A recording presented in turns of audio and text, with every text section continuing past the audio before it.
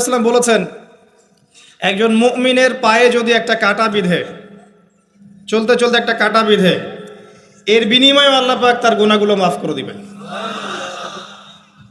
তো যে বিষয়টা বলছিলাম যে আল্লাহ রাব্বুল আলামিন সূরা আরাফের 179 নম্বর আয়াতে বলেছেন যে আমি প্রচুর জিন আর মানুষকে সৃষ্টি করেছি জাহান্নামের জন্য। যার দলিল আমরা একটা হাদিস থেকে দিলাম যে উম্মতে মুহাম্মাদি 73 দলে ভাগ হয়ে যাবে, যার 72টা দলই জাহান্নামে যাচ্ছে, একটা জান্নাতে যাবে। তার মানে সংখ্যা কম হচ্ছে। আরেকটা দলিল দিচ্ছিলাম যে আল্লাহ রাব্বুল আলামিন কোরআনুল কারীমের শব্দের অপচয় করেন না। একটা শব্দ দিয়ে তিনি একটা কওমের ইতিহাস তুলে ধরেছেন।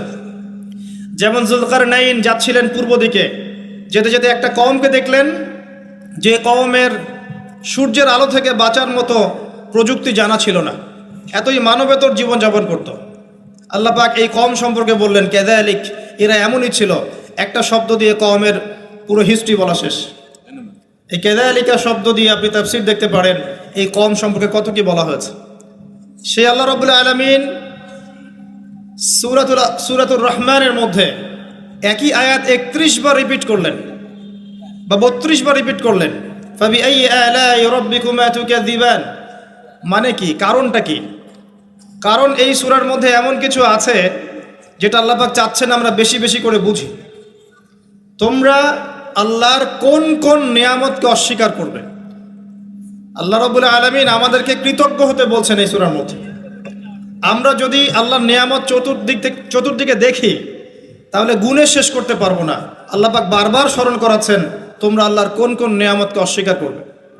এরপরেও মানুষ আল্লাহদ্রোহী আচরণ করছে। সহিহ বুখারীর মধ্যে 4 বার এই হাদিসটা আসার মানে হচ্ছে যে আল্লাহ পাক এখানেও বোঝানোর চেষ্টা করছেন যে জাহান্নাম থেকে বাঁচার জন্য আমাদের কত সতর্ক থাকা উচিত। হাদিসটা হচ্ছে এই, কিয়ামতের মাঠে আল্লাহ রাব্বুল আলামিন আদম আলাইহিস সালামকে ডাকবেন। আদম আলাইহিস সালামের নাম তো শুনেছেন, তিনি কে? আদি পিতা। তাকে কি কারণে সম্মানিত করা হয়েছিল বলেন?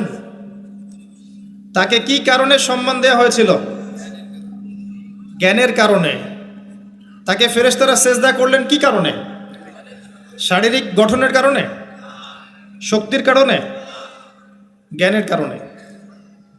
এই জ্ঞান এখন আমাদের মধ্যে চরম অভাব। এই জ্ঞানের চর্চার চরম অভাব আছে আমাদের মধ্যে এখন। আমরা জ্ঞান চর্চা করতে চাই না। আমরা স্লোগান দিতে চাই যে আল কোরআনের আলো ঘরে ঘরে জ্বালো, কিন্তু প্রত্যেকটা ঘরে একটা করে কোরআনের হাফেজ নাই। এমনকি প্রত্যেকটা ঘরে একটা করে মানুষও পাওয়া যাবে কিনা যারা কোরআন বিশুদ্ধ করে তেলাওয়াত করতে পারে। তবে একটা কথা বারবার বলি যে এইসব আইওয়াশ শোডাউন দিয়ে ইসলামের কোনো কল্যাণ নাই। ইসলামের কল্যাণ কনস্ট্রাকটিভ কাজ করতে হবে। প্রথমে জ্ঞান চর্চা করতে হবে, ক্লাসিক্যাল সাবজেক্টগুলো পড়তে হবে। ফর এক্সাম্পল কোরআন, অ্যারাবিক সাহিত্য, ফর এক্সাম্পল হাদিস, রাসূলের জীবনী সাল্লাল্লাহু আলাইহি ওয়াসাল্লাম, ফর এক্সাম্পল সিরাত, ইসলামের হিস্ট্রি, ইসলামিক ইকোনমিক্স, জিওপলিটিক্স, এবং আপনি যেখানে পড়ছেন সায়েন্স, আর্টস, কমার্স, এগুলো পড়বেন। পড়াশোনা করে জ্ঞান চর্চা করতে আমরা চাচ্ছি না, আমরা রাতারাতি ফল পেতে চাই। এই জন্য আইওয়াশ শোডাউনে বেশি ব্যস্ত থাকি। এগুলোতে ইসলামের কোনো খায়ের নাই, কল্যাণ নাই। আসেন, আদম আলাইহিস সালামকে আল্লাহ পাক ডাকবেন, ডেকে বলবেন তোমার সন্তানদের মধ্য থেকে জাহান্নামীদেরকে আলাদা করে দাও। আদম আলাইহিস সালাম বলবেন হে আল্লাহ কতজনকে আলাদা করে দেব? আল্লাহ রাব্বুল আলামিন বলবেন প্রতি 1000-এ 999 জনকে জাহান্নামের জন্য আলাদা করে দাও। বলেন ইন্না লিল্লাহ ওয়া ইন্না ইলাইহি রাজিউন। প্রতি 1000-এ 999 জনকে জাহান্নামের জন্য আলাদা করে দাও। আপনি গাণিতিকভাবে এটাকে ব্যাখ্যা করতে যায়েন না। এখানে বোঝানো হচ্ছে মেজরিটি, অর্থাৎ বেশিরভাগ মানুষ জাহান্নামে যাচ্ছে, কোনো সন্দেহ নাই। হ্যাঁ, এটা ঠিক, জাহান্নামে যাওয়ার পরে কবিরা গুনাহগার যে ব্যক্তিরা আছে তাদের জন্য নবী সাল্লাল্লাহু আলাইহি ওয়াসাল্লাম সুপারিশ করবেন। এবং যার অন্তরে সরিষা দানা পরিমাণ ঈমান ছিল, মন থেকে লা ইলাহা ইল্লাল্লাহ সাক্ষ্য দিয়েছে, একদিন না একদিন সে জান্নাতে যাবে ইনশাআল্লাহ। কিন্তু আমরা কি চাইবো জাহান্নামের শাস্তি ভোগ করে জান্নাতে যেতে? জাহান্নাম কি এটা একটা হাদিস দিয়ে বুঝাচ্ছি। আল্লাহ রাব্বুল আলামিন এই পৃথিবীর সবচেয়ে সুখী মানুষটাকে, এই পৃথিবীতে যার কোনো দুঃখ কষ্ট কিচ্ছু ছিল না, এই মানুষটাকে ডেকে নিয়ে আসবেন। ডেকে নিয়ে এসে জাহান্নামে ঢুকাবেন এক মুহূর্ত সময়ের জন্যে, ধরেন 1 সেকেন্ড বা 1 ন্যানো সেকেন্ড। এরপরে বের করে নিয়ে আসবেন, নিয়ে এসে বলবেন পৃথিবীতে কি সুখে ছিলে? সেই ব্যক্তি বলবে সুখ কি জিনিস হে আল্লাহ আমি জানি না। আমি কি বুঝাতে পারছি ভাই? সুখ কি জিনিস আমি জানি না। আর আল্লাহ রাব্বুল আলামিন এই পৃথিবীর সবচাইতে কষ্টে থাকা মানুষটাকে ডেকে নিয়ে আসবেন, এনে জান্নাতে ঢুকাবেন, ঢুকে 1 মুহূর্ত সময় রাখবেন, বের করে নিয়ে আসবেন। বলবেন পৃথিবীতে কষ্টে ছিলে? সেই বান্দা বলবে কষ্ট কি জিনিস আল্লাহ আমি জানি না। এটাই সেই আয়াতের ব্যাখ্যা বলা যায়। আল্লাহ পাক বলেছেন কুল্লু নাফসিন যায়িকাতুল মাউত, প্রত্যেকটা নফস বা আত্মা মৃত্যুর স্বাদ গ্রহণ করবে।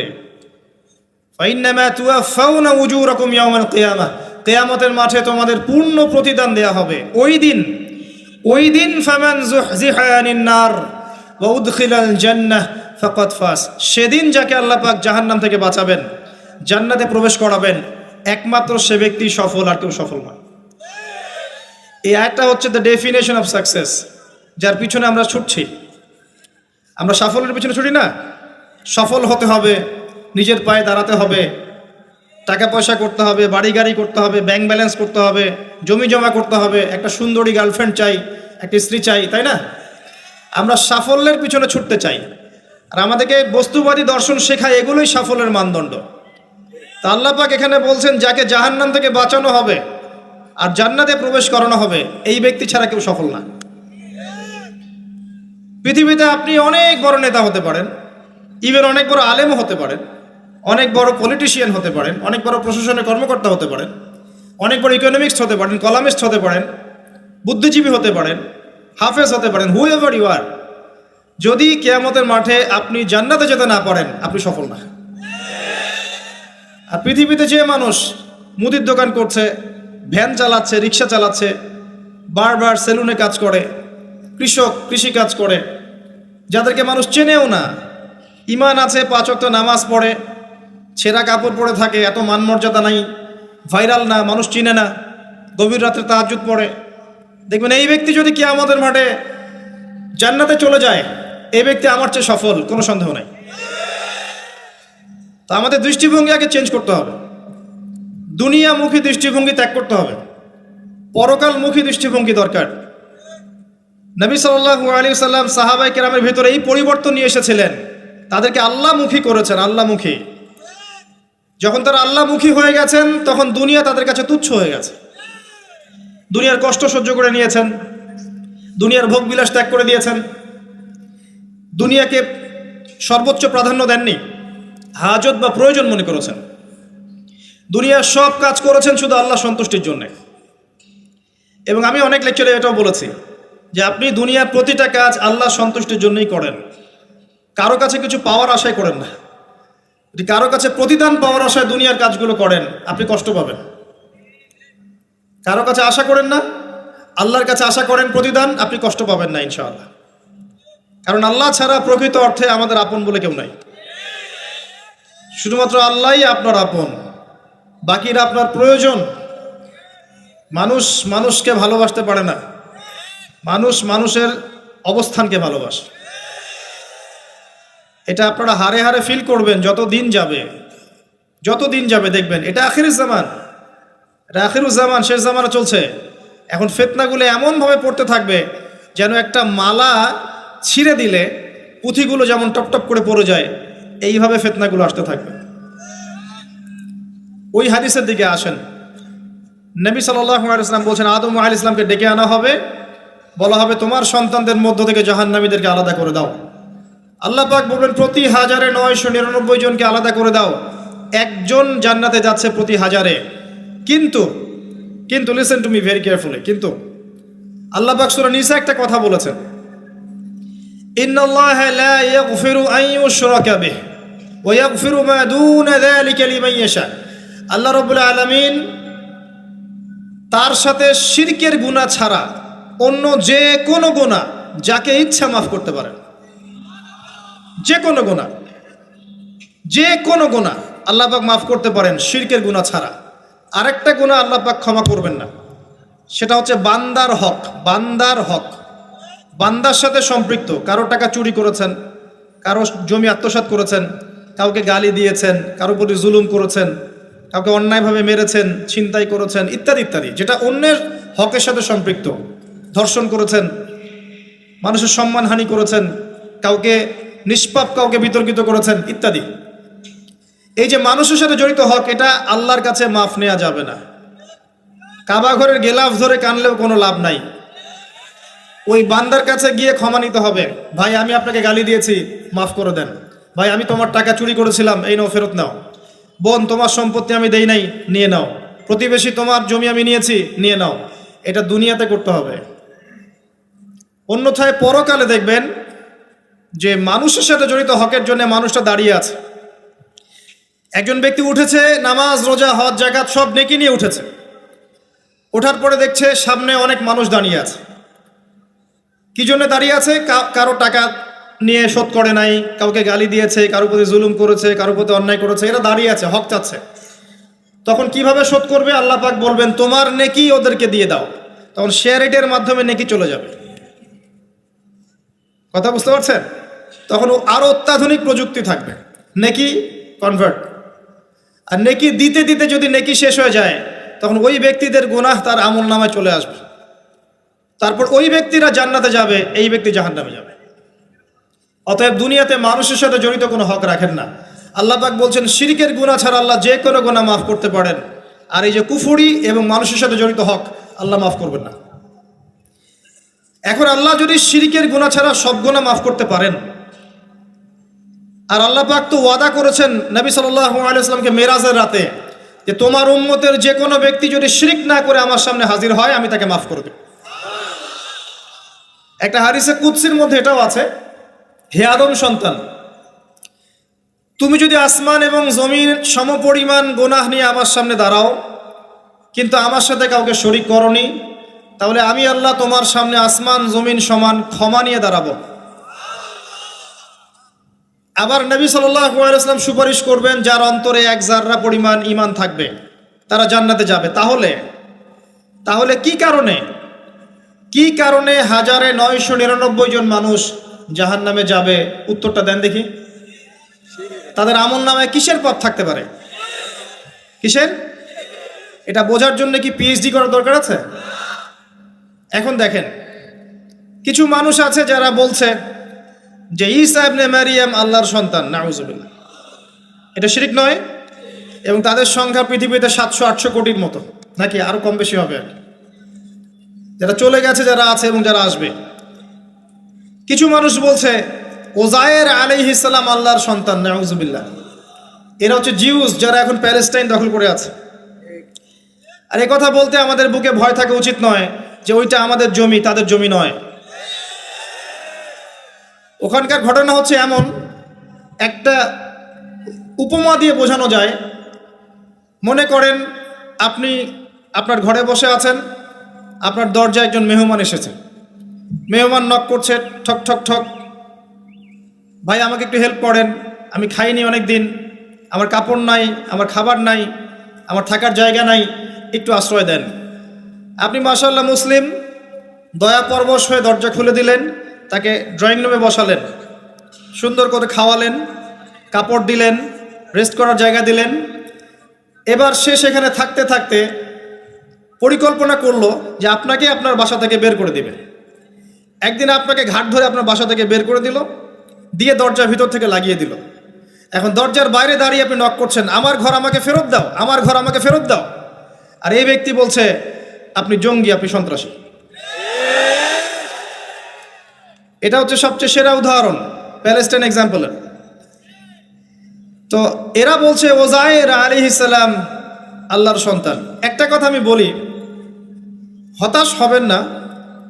ফেরাউন তার দলবল নিয়ে যখন লোহিত সাগরে ধাওয়া করছিল মুসা আলাইহিস সালামকে, আল্লাহ পাক কি করেছেন? আল্লাহ পাক সব সৈন্যকে আগে লোহিত সাগরে এনেছেন, আনার পরে মুসা আলাইহিস সালামকে পার করে দিয়েছেন। তারা যখন মাঝখানে এসেছে, তখন আল্লাহ পাক ডুবিয়ে দিয়েছেন। ঠিক আছে, আল্লাহ পাক ঠিক একই কাজটা করবেন ইনশাআল্লাহ এই জেরুজালেমে ইনশাআল্লাহ তাআলা। সবাইকে এনেছেন আল্লাহ পাক পৃথিবীর বিভিন্ন জায়গা থেকে। একটা নির্দিষ্ট সময় পর্যন্ত ওরা বিশ্বকে রুল করবে সামনে, একটা নির্দিষ্ট সময় পর্যন্ত এরা বিশ্বকে শাসন করবে সামনে অচিরেই। কিন্তু এরপরে আল্লাহ রাব্বুল আলামিন ঈসা ইবনে মারিয়ামকে নামাবেন এবং তার হাতে তাদের নেতা মাসিহুদ দাজ্জাল নিহত হবে ইনশাআল্লাহ তাআলা। এবং পুরো কমিউনিটি একসাথে কলাপস করে যাবে, পৃথিবী থেকে তার নাম অস্তিত্ব মুছে যাবে ইনশাআল্লাহ তাআলা। আল্লাহ পাক ওই লোহিত সাগরের সুন্নাহ এখানে অ্যাপ্লাই করবেন ইনশাআল্লাহ। আল্লাহ পাক এই কারণে একত্রিত করেছেন, এটা আল্লাহ পাকের স্টাইল সুন্নাহ। আসেন, এরা বলছে উযাইর আলাইহিস সালাম আল্লাহর সন্তান। আবার দেখেন কিছু মানুষ বলছে আল্লাহকে পাওয়ার জন্য স্ট্যাচু ওয়ার্শিপ করা যায়, এরা হচ্ছে আল্লাহকে পাওয়ার মাধ্যম। কিছু মানুষ বলছে কবরে সেজদা করা যায়, কবরে শায়িত ব্যক্তি আল্লাহর কাছে সুপারিশ করবে। কিছু মানুষ বলছে আল্লাহ ছাড়া অন্য কারো কাছে দোয়া করা যায়, তিনি অনেক বুজুর্গ ব্যক্তি ছিলেন, আমার দোয়া পৌঁছে দিবেন আল্লাহ পর্যন্ত। কিছু মানুষ বলছে আল্লাহ ছাড়া অন্য কারো নামে নজর করা যায়, জবাই করা যায়, কসম করা যায়, ইত্যাদি ইত্যাদি। আর কিছু মানুষ আল্লাহর হালালকে হারাম করছে, আল্লাহর হারামকে হালাল করছে। কিছু মানুষ তাকদীরকে অস্বীকার করছে, ভাগ্যকে অস্বীকার করছে।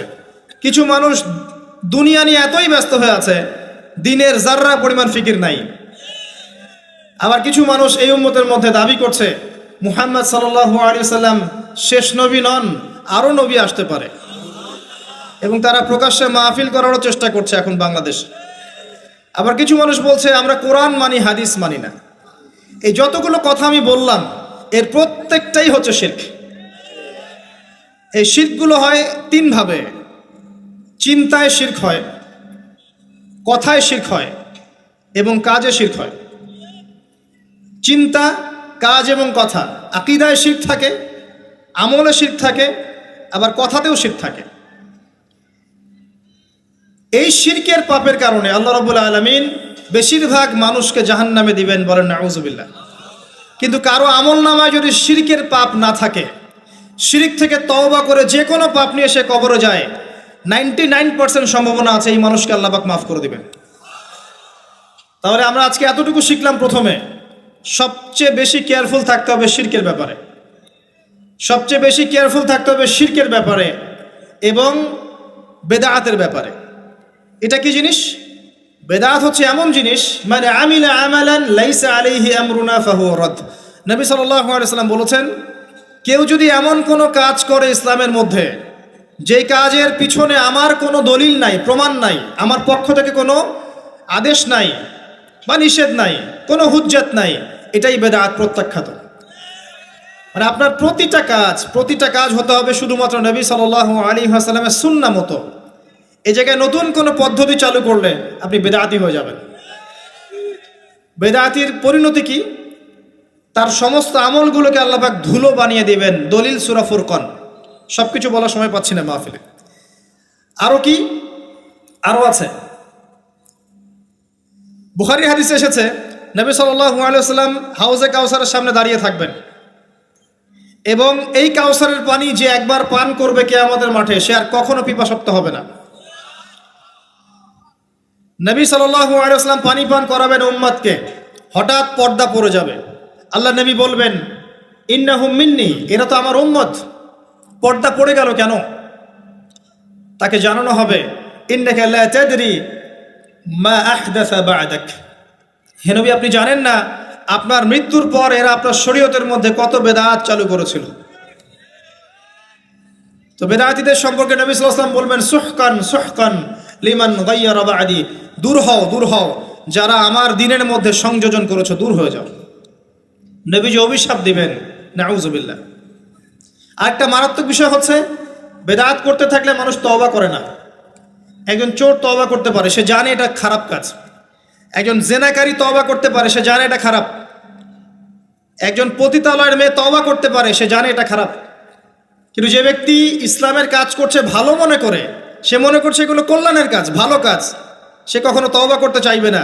এই কারণে বেদাতি শেষ পর্যন্ত তওবা করে না। অতএব শিরক আর বেদাতের এই পাপ থেকে দূরে থাকেন। এরপরে আমি সামনে যাই। আরেকটা মেজর জিনিস থেকে আমাদেরকে বেঁচে থাকতে হবে, সেটা হলো হারাম রিজিক। আজকে আমাদের রিজিকের যে সিস্টেমটা আছে এর মধ্যে বেশিরভাগ পরিবারে হারাম রিজিক ঢুকে গেছে, বলেন নাউজুবিল্লাহ। কেউ সরাসরি হারাম, কেউ ঘুরিয়ে ফিরিয়ে হারাম।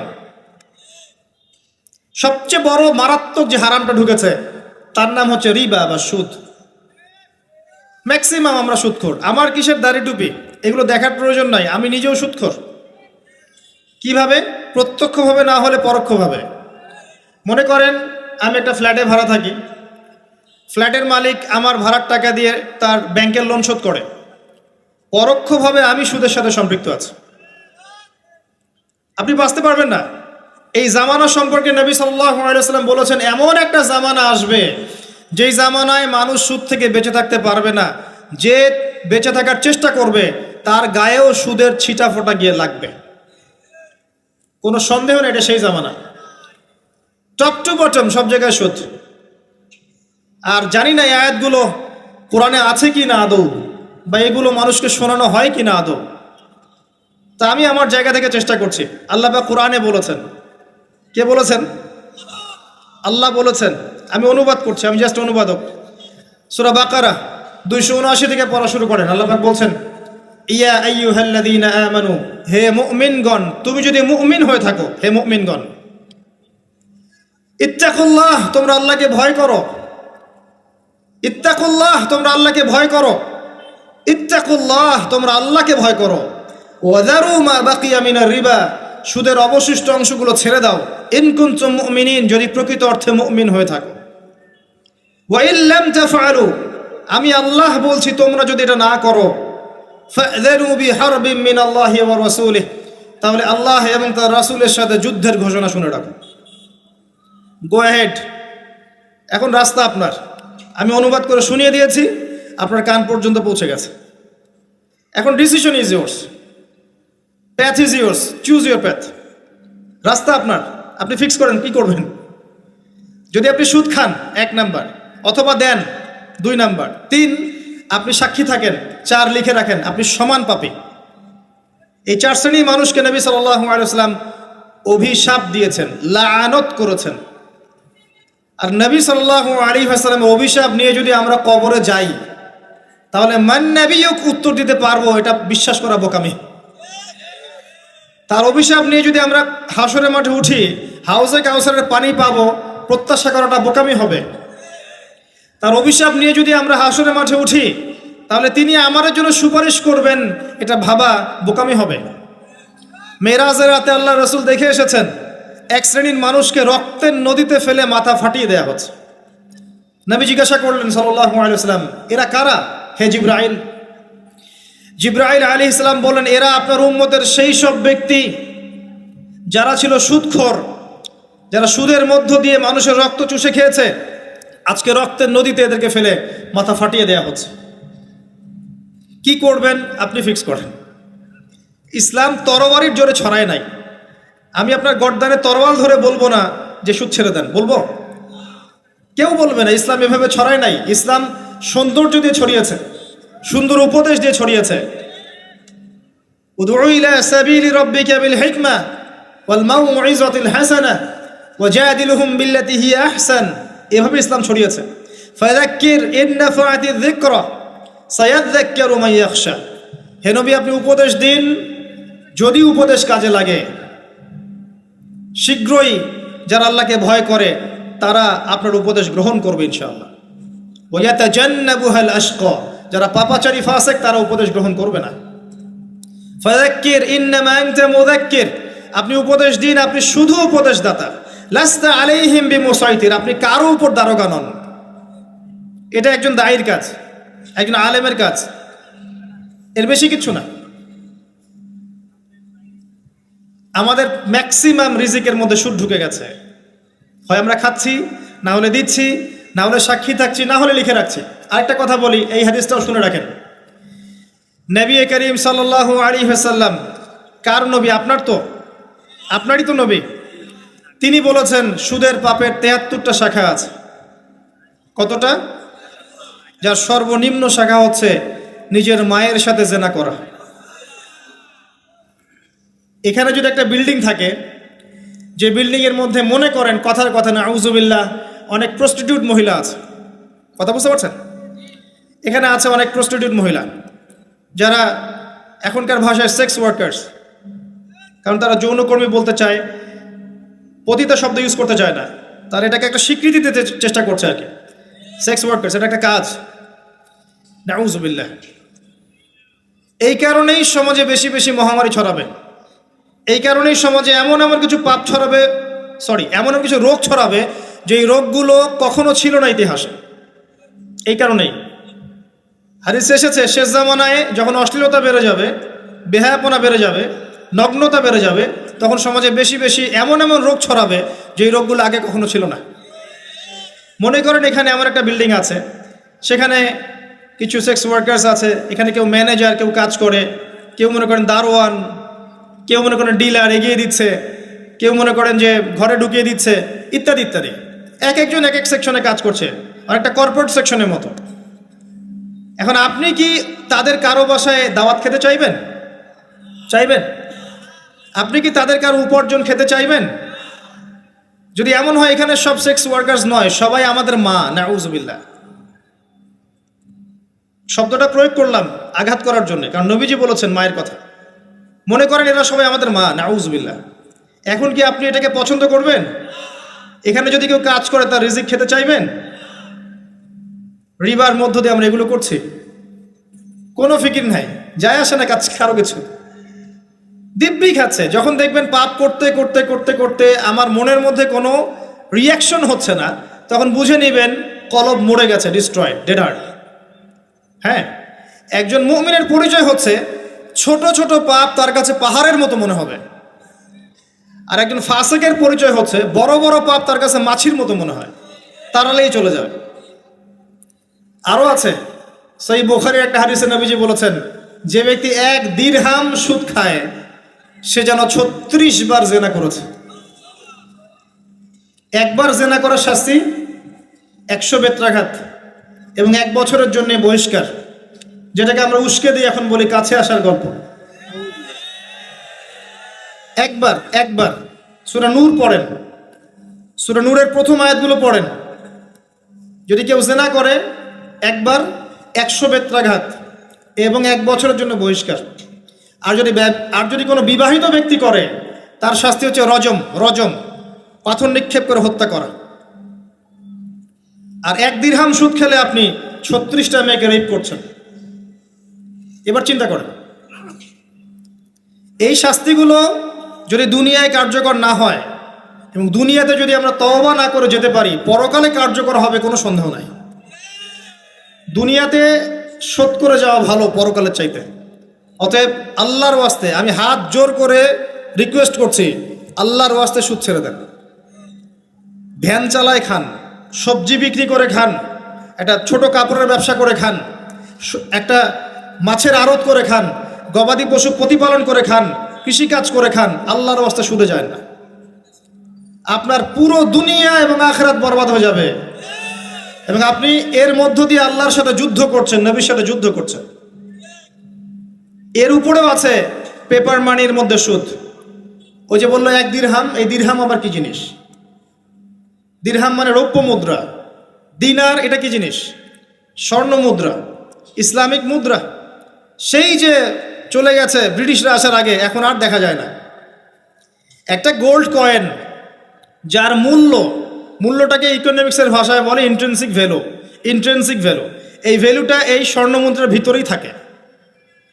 একটা পেপার মানির ভ্যালু, ইন্ট্রিনসিক ভ্যালু এর ভিতরে থাকে না, এর বাইরে থাকে, যেটাকে আপনি নিয়ন্ত্রণ করতে পারবেন, কমাতে পারবেন, বাড়াতে পারবেন।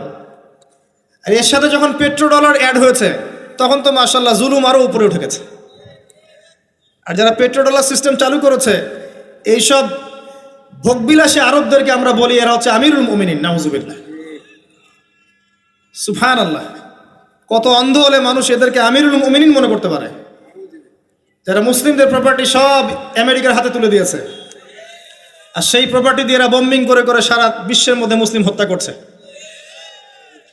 আল্লাহ পাক সেই যে বলেছেন সূরা মাইদার মধ্যে 51 নম্বর আয়াতে, ইয়া আইয়ুহাল্লাযীনা আমানু, হে মুমিনগণ, লা তাত্তাখিযুল ইয়াহুদা ওয়ান নাসারা আউলিয়া, হে মুমিনগণ তোমরা ইহুদি এবং খ্রিস্টানদেরকে বন্ধুরূপে গ্রহণ করো না।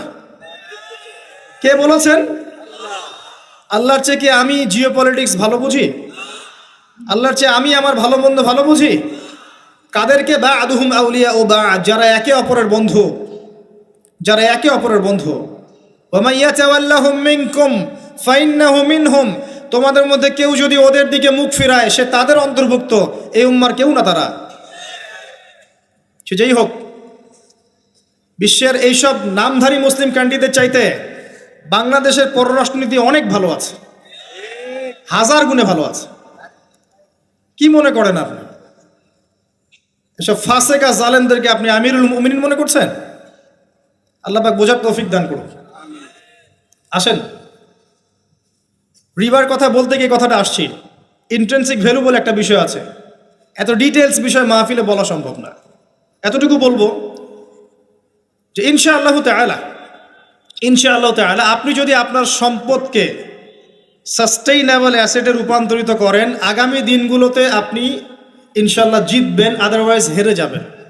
ফর এক্সাম্পল, আপনি যদি আপনার সম্পদকে জমিতে কনভার্ট করেন, গবাদি পশুর প্রজেক্ট করেন, আপনি যদি মাছের প্রজেক্ট করেন, ব্যবসা ইনভেস্ট করেন, বা কিছু গোল্ড রাখেন, কিছু সিলভার, কিছু আপনার রূপা রাখেন, ইত্যাদি ইত্যাদি, পরবর্তী সময়গুলোতে গিয়ে আপনার সম্পদের মান কমে যাবে না, ইনশাআল্লাহ বাড়বে। কিন্তু আপনি সমস্ত সম্পদ যদি পেপার মানির মধ্যে রেখে দেন, আস্তে আস্তে আপনার সম্পদের মান কমবে। সামনে 10, 15, 20, 30 বছর পর আপনি সম্পদ হারাবেন। এর চেয়ে বেশি কিছু আমি বলতে পারবো না, বাকিটা আপনারা পড়াশোনা করে বুঝে নেবেন। যেটা বলতে চাচ্ছি, ইকোনমিক সেকশনে আমরা সবাই মোটামুটি হারামের সাথে সম্পৃক্ত। এর পাশাপাশি আছে আবার ঘুষ, আছে না? না দিলে চাকরি হয় না, সুবহানাল্লাহ। আবার অনেক আলেম ফতোয়া দিচ্ছে এখন, তুমি যদি যোগ্য হয়ে থাকো কিন্তু তোমাকে জব দিচ্ছে না, তাহলে তোমার জন্য ঘুষ দেওয়া জায়েজ। সুবহানাল্লাহ, কত ঘুরিয়ে ফিরিয়ে জায়েজ করছি আমরা, আল্লাহ ভালো জানেন। যে নিবে আর যে দিবে সমান অপরাধী দুইজন। একজন ব্যক্তি মাদক দ্রব্য সেবন করে, আরেকজন ব্যক্তি মাদক উৎপাদন করে, কেউ সেল করে, কেউ ডিস্ট্রিবিউট করে, সবাই অপরাধী না? এরপরে আবার আছে দেখবেন অন্যের সম্পদ আত্মসাৎ করা, দুর্নীতি করছি, অন্যের সম্পদ আত্মসাৎ করছি। অনেক সময় দিনের লেবাজেই, ধার্মিকতার লেবাজেই মানুষের সম্পদ লুটে পুটে খাচ্ছে। কত মাজার আছে যায় দেখেন, মানুষের সম্পদ কিভাবে লুটে খাচ্ছে আল্লাহ ভালো জানে। ওখানে যত মোমবাতি জমা পড়ে, এগুলো বিক্রি করলে এমন একটা পদ্মা সেতু হবে, আল্লাহ ভালো জানে। বেশি বলে ফেলাইছে মনে হয়। যাই হোক, এমন অনেক জায়গা আছে, গরু ছাগল দিচ্ছে, মাশাআল্লাহ মানতের টাকা দিচ্ছে। এই যে কয়দিন আগে দেখলাম একটা চ্যানেলেই দেখলাম, দান বাক্স খুলেছে, কোটি কোটি টাকা বের হচ্ছে এখন থেকে। জি, আমি মনে করতে পারছি না, বাট আমি দেখেছিলাম। তো না, ঠিক আছে, মসজিদে টাকা দিতে পারে মানুষ, সমস্যা নাই।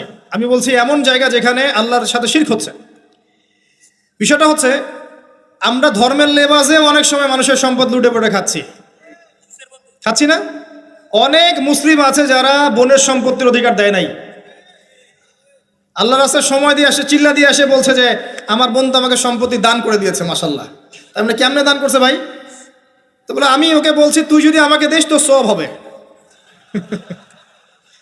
তো দিয়ে দিচ্ছে, মাশাআল্লাহ। তা বললাম যে আপনি মরার আগে ওটা তাকে সওয়াবের আশায় দিয়ে দিয়েন, এই অবস্থায় মরেন না। আমরা অনেক সময় ধর্মের লেবাজেও মানুষের সম্পদ আত্মসাৎ করি, কোনো সন্দেহ নাই। আল্লাহ পাক আমাদেরকেও হেফাজত করুন, আমিন। এক কথায় বলতে চাই প্রিয় ভাইয়েরা, পরিবারের মধ্যে হারাম রিজিককে ঢুকতে দিয়েন না। হারাম রিজিক ঢুকলে পরে আপনার ইবাদত কবুল হবে না। আপনি ছোটখাটো কিছু করেন, হালাল রিজিক খান, অল্পতে আল্লাহ পাক সন্তুষ্ট হয়ে যাবেন ইনশাআল্লাহ তাআলা। আল্লাহ পাক তো বেশি কিছু চান না আমাদের কাছে। আল্লাহ পাক কি চান? আমরা তাকে ভালোবাসি, আমরা তার জন্য আমাদের ইবাদতগুলো ঢেলে দেই, তার সাথে শিরক না করি, তার নবীর সুন্নাহ মতো চলি, একটু হালাল খাই, একটু পর্দা করি, বাচ্চা কাচ্চাদেরকে ইসলামী আদর্শে বড় করি, পরিবারের আদর্শটা একটু ঠিক করি। এত বেশি কিছু কি আল্লাহ পাক চান আমাদের কাছে? আল্লাহ পাক কি আমাদের কলার ধরে জিজ্ঞাসা করবেন যে দুনিয়াতে ইসলামী খেলাফত কায়েম করে আসো নাই কেন? বলবেন? বলবেন না। এটা বলবেন না আল্লাহ পাক আমাদেরকে। কিন্তু যাকে আল্লাহ পাক ওই ক্ষমতা দিয়েছেন তাকে বলবেন তোমাকে ক্ষমতা দিয়েছিলাম, তুমি কেন করো নাই? কথা বুঝতে পারছেন? সবার জন্য সবকিছু না, আমরা সাধারণ মানুষ। সাধারণ মানুষের জন্য সাধারণ কাজগুলো যথেষ্ট। একটু পড়াশোনা করেন, আল্লাহ পাক তৌফিক দান করুক। একটু আমল করেন, একটু পর্দা করেন, একটু হালাল খান, তাওহীদে থাকেন, সুন্নতে থাকেন, নবীর মতো লাইফ কাটান, 5 ওয়াক্ত নামাজ পড়েন, সামর্থ্য হলে যাকাত দেন, রমজান মাসে রোজা রাখেন, সামর্থ্য হলে হজ করেন, ইনশাল্লাহ আপনি জান্নাতি। একটা হাদিস আমি পড়েছি ফয়জুল কালাম বইয়ের মধ্যে, মাদ্রাসায় পড়ানো হয়, ক্লাসিক্যাল একটা বই, সবাই কিনতে পারেন। ফয়জুল কালাম অত্যন্ত চমৎকার হাদিসের একটা বই। এর মধ্যে একটা হাদিস আছে যেটা পড়ে শান্তি লাগে, মনে হয় যে না আশা আছে পরকালে বাঁচার। সেটা হচ্ছে নবী সাল্লাল্লাহু আলাইহি ওয়াসাল্লাম সাহাবীদেরকে বলছেন যে তোমরা সাহাবীরা এমন একটা যুগে বাস করছো যেই যুগে ইসলামের 10% কেউ যদি ছেড়ে দেয় সে ধ্বংস হয়ে যাবে। কথা বুঝতে পারছেন? সাহাবীদেরকে নবীজি বলছেন তোমরা এমন একটা যুগে বাস করছো যেই যুগে যদি ইসলামের 10% 1/10 কেউ ছেড়ে দেয় সে ধ্বংস হয়ে যাবে। কিন্তু তোমাদের পরে এমন একটা যুগ আসবে যেই যুগে মানুষরা যদি ইসলামের 10% ধরে রাখতে পারে সফল হয়ে যাবে। এটা সেই যুগ না? আপনার এই যুগে প্রতিটা সেক্টরেই ফিতনা। আপনার ধর্মে দেখবেন তাওহীদের মধ্যে শিরক, সুন্নতের মধ্যে বেদাত, আলেমদের মধ্যে বিভক্তি, কাদা ছোড়াছড়ি, গালাগালি, হিংসা বিদ্বেষ, পরশ্রী কাতরতা, কত কি দেখতে পাচ্ছেন। আপনি ধর্মের মধ্যে শিরক দেখছেন, বেদাত দেখছেন, অর্থনীতিতে হারাম দেখছেন, পরিবারের মধ্যে বস্তুবাদিতা দেখছেন, কি দেখছেন না? সমাজের মধ্যে জেনা দেখছেন, পর্নোগ্রাফি দেখছেন, ফ্রি মিক্সিং দেখছেন, ফ্যামিনিস্ট রেভলিউশন দেখছেন, নগ্নতা দেখছেন, কি দেখছেন না? অর্থনৈতিক জীবনে আপনি এগুলো দেখছেন, বৈশ্বিক জীবনে আপনি মারামারি, কাটাকাটি, রাহাজানি দেখছেন, হত্যা, রক্তপাত দেখছেন। কোন যুগে বসে আছেন আপনি? এই যুগে আপনি 10% আমল করেন, জান্নাতি হয়ে যাবেন ইনশাআল্লাহ। আল্লাহ পাক তৌফিক দান করুন, কবুল করুন। একটা বিষয় হচ্ছে আমল করা, একটা বিষয় হচ্ছে আকীদা পোষণ করা। আমি যদি আকীদা পোষণ করি যে ইসলামের মধ্যে, কোরআন এবং সুন্নাহর মধ্যে প্রতিটা বিষয়ের সমাধান আছে, এটা যদি আপনি বিশ্বাস করেন, এরপরে অল্প আমল করেন, কোনো সমস্যা নেই ইনশাআল্লাহ। কারণ আপনার আকীদা ঠিক আছে। আপনি আমল করতে পারেন নাই কিন্তু আকীদা ঠিক ছিল। আপনি মেনে নিয়েছেন লা ইলাহা ইল্লাল্লাহ, কোনো ইলাহ নেই আল্লাহ ছাড়া, মুহাম্মাদুর রাসূলুল্লাহ, কোরআন হুজ্জাতুল্লাহ, কোরআন আল্লাহর হুজ্জা, সুন্নাহ তরিকাতুন নবী, এটা আল্লাহর নবীর তরিকা। এগুলোর মধ্যে সব কিছুর সমাধান আছে, এটা আপনি মেনে নিয়েছেন মন থেকে। এবার আমল করতে গিয়ে আপনি পারছেন না। নামাজ পড়ছেন 5 ওয়াক্ত, হয়তো পরিবারটা ঠিক মতো করতে পারছেন না, চেষ্টা করছেন, হালালে থাকার চেষ্টা করছেন, কখন কখন হারাম ঢুকে যাচ্ছে, আপনি চেষ্টা চালিয়ে যাচ্ছেন ক্রমবর্ধমানভাবে, কিন্তু আপনি আকীদা রাখেন এটাই চূড়ান্ত, এটাই সঠিক, ইনশাআল্লাহ আল্লাহ পাক আপনার সব গুনাহ মাফ করে দিবেন। আর একজন ব্যক্তি আকীদাই রাখে না, সে মনে করে ইসলাম ওই যুগে চলতে, ওই যুগে চলে না। সে মনে করে কোরআন এবং সুন্নাহ সব কিছু নাই, আমার মস্তিষ্ক প্রসূত বুদ্ধি সব কিছু। কেউ মনে করে সায়েন্সই সব কিছু, কেউ মনে করে মানব রচিত বিধানই সব কিছু। কেউ যদি এগুলোকে চূড়ান্ত মনে করে তখন আমল আর কাজে আসবে না। এই বাতিল আকীদা নিয়ে বেশি বেশি আমল করেও লাভ নাই। আকীদা আগে স্পষ্ট করতে হয়, পরিষ্কার করতে হয়। আল্লাহ পাক আমাদেরকে পরিচ্ছন্ন আকীদা দান করুন, আমিন। রিজিকের ব্যাপারে প্রিয় ভাইরা সচেতন হয়ে যান। এরপরে চলে আসেন একটা মৌলিক জায়গায় আসবো, ফ্যামিলি। এখানে মা বোনরা আছেন, এখানে অনেক যুব সমাজের তরুণ তরুণীরা আছে, আমাদের পিতৃমহ অনেক আমাদের পিতামহরা আছেন। এটা একটা ভালো সুযোগ এই পরিবার সম্পর্কে দুটো মৌলিক কথা বলার জন্য। আমি অনেক দিন থেকে চাচ্ছিলাম এমন একটা পরিবেশ।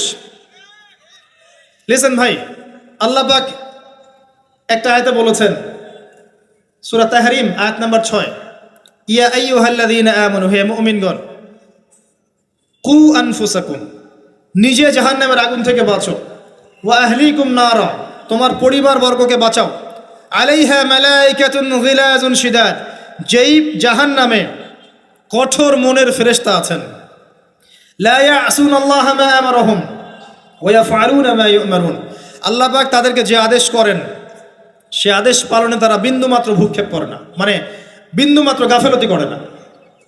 আল্লাহ পাক ভয় দেখাচ্ছেন জাহান্নামে এমন ফেরেশতা আছেন, আল্লাহ যা আদেশ করবেন তাই করবে। এই জাহান্নাম থেকে নিজে বাঁচো, পরিবার বর্গকে বাঁচাও। নিজে বাঁচবো কিভাবে? আমি বলে দিয়েছি কিভাবে। আপনি জ্ঞান অর্জন করবেন, আমল করবেন, হালাল খাবেন, তাওহীদে থাকবেন, সুন্নতে থাকবেন, ইনশাল্লাহ বেঁচে যাবেন। পরিবার বর্গকে বাঁচাবেন কিভাবে? আসেন শুরু করি শুরু থেকে। শুরুটা হবে আপনার বিয়ে দিয়ে।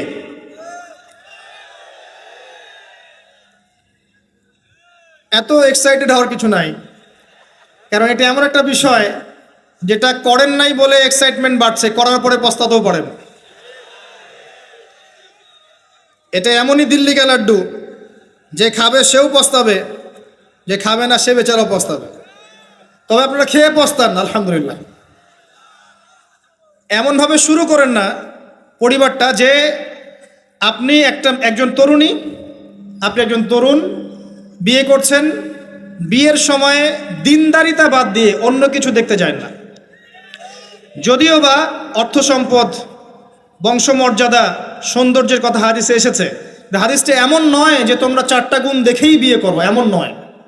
হাদিসটা এমন নয়, অনুবাদটা অনেকেই ভুল করে, অনেকেই ভুল করে। হাদিসে বলা হয়নি কখনো 4টা গুণ দেখেই বিয়ে করো, এটা নয়। বরং বলা হয়েছে 4টা গুণ দেখে বিয়ে করা হয়। কথা কি বুঝতে পারছেন? কেউ এটা দেখে, কেউ এটা দেখে। তোমরা দিনদারিতে দেখো, না হলে তোমাদের হাত ধুলোয় ধূসরিত হবে। হাদিসটা এমন। এক্ষেত্রে কি আমরা বলবো, প্রথমত বিয়েটাকে সহজ করে দেন। বিয়েটাকে সহজ না করলে সমাজে জেনা বাড়তে থাকবে, এবং জেনা বাড়ার কারণ আছে। যখন পর্নোগ্রাফিটাতে ফ্রি অ্যাক্সেস দেওয়া হয়েছে, মানুষ রাতের বেলা পর্ন দেখতে পারে, কেউ বাধা দেওয়ার নাই। উপরের সেকশন থেকে কিন্তু এটাকে বন্ধ করে দেওয়া যেত। পৃথিবীর অনেক কান্ট্রি আছে যেখানে অনেক কিছু চলে না। চাইনিজরা ফেসবুক ইউজ করে না, করে? ওরা কি উন্নত জাতি না? ওরা তো এখন আমেরিকাকে যদি বলে ওঠো উঠবে, আমেরিকাকে বসতে বলে বসবে। ওরা এমন জায়গায় চলে গেছে। ওই ইউক্রেন ইস্যু নিয়ে আমেরিকা, ন্যাটো আর এই ব্রিটেন আর ফ্রান্স আর ইসরায়েল কিছুই করতে পারবে না ইনশাআল্লাহ। বিকজ এখানে একটা বড় অ্যালায়েন্স আছে চায়না এবং রাশিয়ার, কিছুই করতে পারবে না। বরং এর যে উদ্দেশ্যে এটা কাজ করেছিল তারা, এটাতে সফল হবে না তারা ইনশাআল্লাহ। আজকের টপিক এটা না, আমি এদিকে যাচ্ছি না। মূল বিষয়টা হচ্ছে যে সহজ করতে হবে বিয়েটাকে। উপযুক্ত বয়স হয়ে গেলেই একটা উপার্জনের সোর্স খুঁজবেন আগে। বেকার অবস্থায় বিয়ে করতে যায় না, উপার্জনের সোর্স খুঁজবেন। তারপরে আপনি আপনার পরিবারকে বলবেন আমার বয়স হয়েছে, আমাকে বিয়ে দাও। এবার আসেন, বিয়ের সময় দিনদারিতা ছাড়া অন্য কিছু দেখতে যায় না। এরপরে যদি সে সুন্দর হয় বা সুন্দরী হয় বা ভালো বংশের হয়, অথবা দেখা যায় যে ভালো টাকা পয়সা ওলা ইত্যাদি ইত্যাদি, এটা আপনার নূরুন আলা নূর, এটা বোনাস। কিন্তু এগুলো যদি নাও থাকে, শুধু দিনদারিতা থাকে, আপনি রাজি হয়ে যান। পরিবারের কর্তাদেরকেও বলবো যে মেয়ে বিয়ে দেওয়ার সময় ছেলের টাকা পয়সা দেখতে যায় না, ছেলের স্ট্যাটাস দেখতে যায় না বেশি বেশি। পরে দেখবেন এই মেয়ে ওর ঘরে গিয়ে পস্তাচ্ছে। আর ছেলের পিতাদেরকেও বলবো, ছেলেকে যখন বিয়ে দিবেন, একটা মেয়েকে কিনে নিব আর সাথে কিছু যৌতুকের টাকাও নিব, এই টেন্ডেন্সি নিয়ে বিয়ে করতে যায় না। ওই বিয়েতে বারাকা বেশি, যেখানে খরচ কম, যেখানে বেশি হট্টগোল নাই। চট্টগ্রাম অঞ্চলের বিয়ের মতো না। একটা বিয়েতে মনে হয় 40-50 লাখ টাকা খরচ করে ফেলায়। গেটেই সাজাবে বলে 4-5 লাখ টাকা খরচ করে। সুবহানাল্লাহ। এই 5 লাখ টাকা দিয়ে, এই 5 লাখ টাকা দিয়ে আর মনে হয় 10টা-20টা পরিবারকে বিয়ে দেওয়া যাবে। হ্যাঁ, লোহার আংটি দিয়ে বিয়ে করেছে সাহাবী। লোহার আংটিও নাই তোমার বাসায়? বলছে না ইয়া রাসূলুল্লাহ, লোহার আংটিও তো নাই আমার বাসায়। তাহলে কি করবা? কোরআনের কয়টা সূরা জানো? যে এই সূরাগুলো জানি, এগুলো শিখিয়ে দিও, যাও, মোহর হয়ে গেছে। কত সহজ বিয়ে, কত সহজ। আর এখন যেটা হয়, মেয়ে খুঁজবে দিনদার বিল গেটস, আর ছেলে খুঁজবে দিনদার ক্যাটরিনা। কথা বুঝতে পারছেন? প্রিয় ভাইয়েরা, দিনদারিতাকে প্রাধান্য দেন, আর কিচ্ছু না। আপনি সফল হবেন ইনশাআল্লাহ, শান্তি পাবেন। এবং বিয়ের পরে আল্লাহর পক্ষ থেকে একটা ভালোবাসা আসবে। যদি আপনি দেখেন যে আপনার স্ত্রী খাদিজা রাদিয়াল্লাহু আনহার মতো, আয়েশা রাদিয়াল্লাহু আনহার মতো, হাজেরা আলাইহিস সালামের মতো সবর করেনেওয়ালা, যে আপনাকে দিনের পথে এগোতে সাহায্য করে, তাহলে আর অন্যদিকে চোখ দেওয়ার দরকার নাই, রাজি হয়ে যান। এরপর আপনার পরিবার শুরু। এখানে উভয়ের মাঝে হৃদ্যতা, ভালোবাসা থাকতে হবে। তবে আরেকটা কথা বলে রাখি, সবাই মনোযোগ দিয়ে কথাটা শোনেন। একটা পরিবারের ভিত্তি শুধু ভালোবাসা দিয়ে টিকে থাকে না। একটা পরিবারের ভিত্তি টিকে থাকে আপোষের বিশ্বাসের উপরে। একে অপরকে বিশ্বাস করতে শিখতে হবে, একে অপরকে শ্রদ্ধা করতে হবে, একে অপরের সম্মান দিতে জানতে হবে। আপনাকে আপনার স্ত্রীকে আপন মনে করতে হবে, আপনাকে আপনার স্বামীকে আপন মনে করতে হবে। বাইরের মানুষ আপন নয়, এরা আপন আপনার। একজন লেবাস, পোশাক। এরপরে আপনি মোহর শোধ করেন, আপনি সন্তান সন্ততি নেন, সন্তান সন্ততিদেরকে আল্লাহর এবং তার রাসূলের আদর্শে বড় করে তোলেন। পরিবারের মধ্যে তালিম চালু করেন, তালিম। পরিবারের মধ্যে তাওহীদ রাখেন, সুন্নত রাখেন, একসাথে খেতে বসেন। স্ত্রীকে হাদিয়া দেন, স্ত্রীকে গিফট দেন, তাকে মাঝে মাঝে ঘুরতে নিয়ে যান, তাকে নিয়ে রিফ্রেশমেন্টে যান, তাকে সময় দেন, তাকে টাইম দেন, তাকে সময় দেন। নবী সাল্লাল্লাহু আলাইহি ওয়াসাল্লাম আয়েশা রাদিয়াল্লাহু আনহার কোলে মাথা রেখে কোরআন তেলাওয়াত করতেন।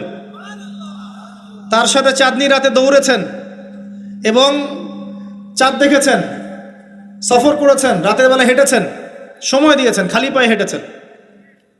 সময় দেন। এখন এমন একটা অবস্থা যে পুরুষদেরকে মনে করা হয় যে তারা হচ্ছে মানি মেকিং মেশিন, তারা খালি টাকা পয়সা মেক করবে, আর স্ত্রীরা হচ্ছে ওই চুলা ঠেলবে সারাদিন। আমরা এমন মনে করে নিই আর কি। আবার এই যে ফ্যামিনিস্ট রেভলিউশন যখন থেকে আসছে, ফ্যামিনিস্ট রেভলিউশন কি জিনিস? দাজ্জালের ফলোয়ার্স আর কি, যে মেয়েদেরকে আপনি ঘরে রাখতে পারবেন না। তো তারা যখন থেকে এসেছে, ইমার্জ করেছে, তখন থেকে তার একটা কনসেপ্ট দিয়েছে যে পুরুষ আর নারী একে অপরের প্রতিদ্বন্দ্বী। দেখবেন প্রতিদ্বন্দ্বিতামূলক কথাবার্তা বলে। স্বামীর মুখের উপর তর্ক করতে যাবেন না। স্বামীকে বাইরের অনেকগুলো বিষয় ফেস করতে হয়। এখন স্বামী মনে করেন প্রশাসনে চাকরি করে, তাকে তার ডিউটি ফেস করতে হয়, তার বসকে মেনটেন করতে হয়, তার এগুলো সামলাতে হয়, তাকে বাজারঘাট করতে হয়, সারাদিন পরিশ্রম করে সে বাসায় ঢোকার পরে আপনি মুখটা গোমরা করে বসে থাকেন। স্বামী আহলান সাহলান করেন না, তাকে একটু আদর করেন না, মহব্বত করেন না, তো অটোমেটিকলি তো আপনার দিক থেকে তার মনটা চলে যাবে অন্যদিকে, স্বাভাবিক। আপনি আপনার স্বামীর জন্য সাজেন না, বাইরের মানুষের জন্য সেজে গুজে আপনি মার্কেটে যান। প্রবলেম সেগুলা। এরা মনে করে স্বামী স্ত্রী একে অপরের প্রতিদ্বন্দ্বী, অথচ এরা একে অপরের পরিপূরক, একে অপরের পরিপূরক। উভয় হৃদ্যতা ভালোবাসায় পরিবার গড়ে ওঠে। যে পরিবারের মধ্যে হৃদ্যতা ভালোবাসা আছে, ওই পরিবারের বাচ্চা কাচ্চারা দেখবেন বড় আলেম হবে, বড় নেতা হবে, বড় কিছু হবে ইনশাআল্লাহ। যেখানে এগুলো নাই, ওই সন্তানরা বড় হয় হতাশার মধ্যে, কাজের বুয়ার কাছে, ডে কেয়ার সেন্টারে। এরা তো বড় হয়ে জঙ্গি হবেই, সন্ত্রাসী হবেই, স্বাভাবিক। ভালো প্যারেন্টিং দিতে পারে নাই। এরকম না বিষয়টা। সময় দিতে হবে, একে অপরের দায়িত্ব বুঝতে হবে, আপোষের মধ্যে বিশ্বাস থাকতে হবে, ভালোবাসা থাকতে হবে এবং সবরের মানসিকতা থাকতে হবে। মেয়েদের ব্যাপারে বলাই হয়েছে তারা বাঁকাহার, অতএব চাপ দিতে যায় না, ভেঙে যাবে। চাপ দিতে যায় না, ভেঙে যাবে। ওই অবস্থায় ছেড়ে দিলে ওই অবস্থায় থেকে যাবে। একটা কথা আমি বলি, আমি শিখেছি আমার লাইফ থেকে, আল্লাহ পাকের প্রতিটা সৃষ্টি এক একটা রূপক মেসেজ দিচ্ছে। জানেন, রাবার গাছ দেখেছেন? রাবার গাছ, যেই গাছ থেকে রাবার হয়, গাছটাকে দেখবেন পরিচ্ছন্ন, গাছটা পরিষ্কার। যে নিজে পরিষ্কার করে সে নিজেও পরিচ্ছন্ন। জমিনের মধ্যে দেখবেন মৃত জমিন, বৃষ্টি পড়লো, সজীব হয়ে উঠলো, সবুজ ধান ক্ষেত। এই সবুজ ধান ক্ষেতটা আপনার যৌবন, আস্তে আস্তে ফসল হবে। এই ফসল হওয়ার টাইমটা হচ্ছে আপনার পৌরত্ব। এরপরে ফসলটা কেটে ফেলা হবে। এই ফসলটা আপনার ভালো কাজ, আমল সালেহ, এটাকে রেখে দেওয়া হবে। বাকিটাকে হলুদ বর্ণের যে খড়কুটা, এটাকে জ্বালিয়ে দেওয়া হবে। এই যে ধান গজালো, একটা সিজন গেল, এর মধ্যে আপনার দুনিয়ার জীবনের হায়াতের রূপকতা আছে। জি, পাহাড়কে দেখেন, পাহাড় বিশালতা নিয়ে দাঁড়িয়ে থাকে। ওর গায়ে যতই ঢিল মারেন, লাথি মারেন, সমালোচনা করেন, সে নড়বে না তার জায়গা থেকে, থাকবে। সে ওর জায়গায় স্টিল থাকবে, কিন্তু সে শান্ত থাকে, সে চিল্লাফাল্লা করে না। তাই যারা সাহসী বীর, তারা বেশি কথা বলে না, শান্ত থাকে। যারা পাহাড়ের মতো দৃঢ়, ওরা বেশি কথা বলে না। সাগরকে দেখেন, বিশাল সাগর। কক্সবাজারে যান, সাগরকে, বিশাল সাগর গর্জন করছে, ভিতরে অনেক সম্পদ, অনেক মাখলুক আছে। আপনি সামনে গিয়ে দাঁড়ান, বিনয়ের সাথে আপনার পা ধুয়ে দিবে, কোনো অহংকার করবে না। প্রতিটা সৃষ্টি আল্লাহ পাকের এক একটা মেসেজ দেয়। ঠিক মেয়ে মানুষও একটা মেসেজ দেয়। কি মেসেজ? আল্লাহ পাক মানুষকে সবচেয়ে সুন্দর করে সৃষ্টি করেছেন, আর মানুষের মধ্যে মেয়েদেরকে সবচেয়ে বেশি সুন্দর করে সৃষ্টি করেছেন। আল্লাহ পাকের সবচেয়ে সুন্দর সৃষ্টি হচ্ছে মেয়েরা, এবং তারা খুব নরম হয়, নরম, প্রজাপতি ধরার মতো। প্রজাপতিকে ধাপ করে ধরতে পারবেন না আপনি। শক্ত করে ধরতে গেলে প্রজাপতি নষ্ট হয়ে যাবে, মরে যাবে। প্রজাপতিকে কোমলভাবে ধরতে হবে। ঠিক মেয়েদের সামনেও আপনার কোমল থাকতে হবে। বেশি হার্ড হতে যাবেন, শেষ। আমি আপনার গার্লফ্রেন্ডের সামনে কোমল হতে বলি নাই, আপনার ওয়াইফের সামনে হতে বলেছি। কোমল থাকলে আপনি জিতে যাবেন। দেখবেন দুনিয়ার চিল্লা ফাল্লা করছে আপনার বাসায়, আপনি চুপচাপ আছেন পাহাড়ের মতো, কোমল আছেন। 5 মিনিট পর দেখবেন নিজেই ঠান্ডা হয়ে এসে বলছে আচ্ছা সরি, ভুল হয়ে গেছে। আর যদি আপনি চিল্লা ফাল্লার কাউন্টার দিতে যান, তাহলে দেখবেন সুটকেস গোছানো শেষ, বাবার বাড়ি চলে গেছে। ডিল করা খুব ডিফিকাল্ট। এখানে আপনাকে খুবই সবরের পরিচয় দিতে হবে। আল্লাহ পাক বোঝার তৌফিক দান করুন। আর আমরা মা বোনদেরকে রিকোয়েস্ট করব, 4টা মূলনীতি মেনে কাপড় চোপড় পরবেন। আপনার কাপড়টা এমন হবে না যেই কাপড়টা পরলেও অঙ্গ প্রত্যঙ্গ দেখা যায়, বোঝা যায়, এমন হবে না। কাপড়টা এমন হবে না এত টাইট ফিটিং যে আপনার অঙ্গের উঁচু নিচু অবয়ব বোঝা যায়, এমন হবে না। কাপড়টা এমন হবে না যেটা অমুসলিমদের পোশাক, আর কাপড়টা এমন হবে না যেটা পুরুষদের পোশাক। এই মূলনীতিগুলো মেনটেন করে কাপড় পরবেন ইনশাআল্লাহ। এছাড়াও মেয়েদের কথায় পর্দা আছে, চলনে পর্দা আছে, ওঠা বসায় পর্দা আছে। নামাজ পড়ার সময় তাদেরকে কিছুটা শালীনভাবে নামাজ পড়তে হয়। তাদের চোখের দৃষ্টির মধ্যে পর্দা আছে। এগুলো কে শিখাবে এখনকার মেয়েদেরকে? সবসময় বিজি দেখবেন নতুন কোন সিরিয়াল আসছে, নতুন কোন ফ্যাশন আসছে, নতুন কোন পার্লারে কি আসছে, কোন কাটিং আসছে, কোন নায়িকা আসলো। ওই যে বাংলাদেশে কোন এক নায়িকা আসছে, তাই নিয়ে মিডিয়াতে এমন তোলপাড়, মনে কি না কি একটা অবস্থা। আল্লাহর কাছে তোমার কি মূল্য আছে হে? আল্লাহর কাছে তোমাদের কি মূল্য আছে? তোমরা কি 5 ওয়াক্ত নামাজ পড়ো? তোমরা কি পর্দা করো? তোমাদের মধ্যে হায়াবোধ কিছু আছে? তোমরা মানুষকে ভালো কিছু শেখাও, সমাজকে ভালো কিছু দাও, শালীন কিছু দাও। আল্লাহর কাছে তোমাদের কি মূল্য আছে? নবী সাল্লাল্লাহু আলাইহি ওয়াসাল্লাম তো জাহান্নাম দেখে এসে এই কথাটাই বলেছেন, আমি জাহান্নাম দেখে আসলাম, সেখানে বেশিরভাগ অধিবাসী হচ্ছে মেয়ে, নারী। কি কারণ? তারা এমন কাপড় চোপড় পরে বাইরে ঘুরতো যেই কাপড় পরেও তারা নগ্ন থাকতো। আমি কি ব্যাখ্যা করতে হবে? আপনি দেখতে পারেন না? এবং তারা স্বামীর সাথে কুফরি করত। সারা জীবন স্বামী যদি তাদের ভরণ পোষণ দেয়, ভালোবাসে, মহব্বত করে, তাদের জন্য জীবনটা ক্ষয় করে ফেলে, এক পর্যায়ে গিয়ে বলবে সারাটা জীবন তোমার কাছে কিছুই পাইলাম না। বাস্তব। এগুলোর কারণে মেয়েরা বেশি বেশি জাহান্নামে যাবে। এবং তারা মানুষ মারা গেলে মাতম করে, বুক পিঠ চাপড়ায়, এই কারণে যাবে। এবং তর্ক লাগলে অভিশাপ দেয় বেশি, এই কারণে যাবে। আল্লাহ পাক আমাদের মা বোনদেরকে হেফাজত করুন। তবে একটা হাদিস আছে সুসংবাদের। নবী সাল্লাল্লাহু আলাইহি ওয়াসাল্লাম বলেছেন, একজন নারী যদি 4টা কাজ করতে পারেন, জান্নাতের যে কোনো দরজা দিয়ে ইচ্ছা প্রবেশ করতে পারবেন। 1 নাম্বার 5 ওয়াক্ত নামাজ, 2 নাম্বার রমজান মাসে সওম, 3 নাম্বার আপনার লজ্জাস্থানের হেফাজত অর্থাৎ খাস পর্দা, এবং 4 নাম্বার আপনার স্বামীর আনুগত্য। ফ্যামিনিস্ট আকীদার মেয়ে হলে আনুগত্যকে দাসত্ব মনে করে, স্বামীর আনুগত্যকে তারা দাসত্ব মনে করে। স্বামী কে? স্বামীর সম্মান বোঝেন আপনি? স্বামী কে? যার ব্যাপারে নবী সাল্লাল্লাহু আলাইহি ওয়াসাল্লাম বলেছেন, আমি যদি আল্লাহ ছাড়া অন্য কাউকে সেজদা করতে বলতাম, তাহলে মেয়েদেরকে বলতাম তারা যেন স্বামীদেরকে সেজদা করে। আপনাকে আমি কিভাবে বুঝাবো স্বামী কে, স্বামীর মর্যাদা কোথায়? এগুলো কি ইসলাম মেয়েদেরকে ডমিনেট করছে এগুলো দিয়ে? কেন? এই স্বামী আপনার জন্য সারাটা জীবন ক্ষয় করে ফেলে। একটা চোর পর্যন্ত, একটা চোর, একটা করাপ্টেড মানুষ, দুর্নীতিগ্রস্ত মানুষ, সে চুরি করে, দুর্নীতি করে এনে বাচ্চাকে খাওয়ায়। একটা ধর্ষক পর্যন্ত ওর মেয়েকে আদর করে। পুরুষ মানুষ কি জিনিস কেমন করে বুঝবেন? সারাটা জীবন ক্ষয় করে ফেলায়। যদি আপনি তার আনুগত্য করেন, তার সামনে সুন্দর মতো থাকেন, তার কথার সাথে তর্ক না করেন, ভালোবাসা দিয়ে থাকেন, আপনার জন্য সে জীবন দিতে প্রস্তুত থাকবে। এরকম পুরুষ মানুষ। আপনাদেরকে কেউ চোখ তুলে তাকালে চোখ তুলে ফেলাবে, এরকম পুরুষ মানুষ। আর এখন তো পরিস্থিতি ডিফারেন্ট। বাসায় পুরুষ বাইরের ছেলের সাথে ফোনে প্রেম হয়ে গেছে, পালায় চলে গেছে, বিয়ে করে ফেলছে। দেখবেন বাসায় স্ত্রী আছে, বাইরের মেয়ের সাথে প্রেম করে বিয়ে করা শেষ।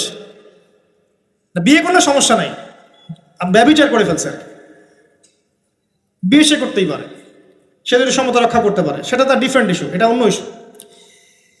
তো স্বামীর আনুগত্য আপনাকে কিভাবে বুঝাবো? এটা দাসত্ব নয়। নবী সাল্লাল্লাহু আলাইহি ওয়াসাল্লাম বলেছেন, কোনো স্বামী যদি কোনো স্ত্রীকে চায়, তার প্রয়োজনের জন্য চায়, মহব্বতের জন্যে, স্ত্রী যদি চুলায় রান্না করতে থাকে, ওই রান্না ফেলে দিয়ে তাকে আসতে হবে। হাদিস। রাতের বেলা স্বামী স্ত্রী শুয়েছে, স্বামীর চাহিদা আছে, স্ত্রীর কোনো সমস্যা নাই, স্ত্রী ফিট, ইচ্ছা করেই অহেতুক স্বামীকে বলল আমি রাজি না, উল্টা পাশে মুখ করে ঘুমিয়ে গেল। আল্লাহর নবী বলছেন সারা রাত আল্লাহর পক্ষ থেকে একজন ফেরেশতা আসবে, এসে এই নারীকে অভিশাপ দিতে থাকবে। এখন এগুলো হাদিস শুনলে বলবে যে ইসলাম তো মেয়েদেরকে ছোট করছে।